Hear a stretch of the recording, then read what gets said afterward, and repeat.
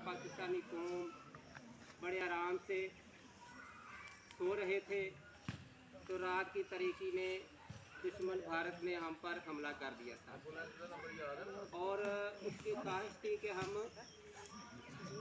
पाकिस्तान पर कब्ज़ा कर लेंगे और सारा हिंदुस्तान एक हो जाए। लेकिन आज के दिन हमारे फौजी जवानों ने बड़ी जुर्रत और बहादुरी का मुजाहरा करते हुए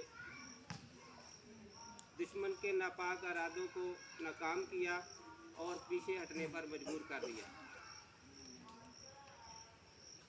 वो कौमें जो अपने शुहदा की कुर्बानियों को याद नहीं रखती तबाह हो जाती हैं। वो कौमें जो अपने माजी को याद नहीं करती वो तबाह हो जाती हैं, कभी तरक्की नहीं कर सकती।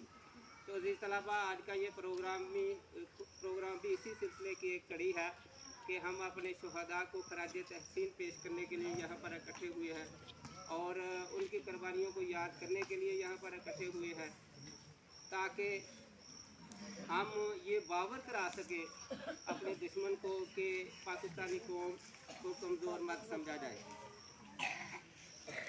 इसकी मिसाल जो है ना, ये आज का दिन जो है ना, ये बता सकता है पूरी दुनिया को कि पाकिस्तान ने किस तरह दुश्मन को नाकाम किया था।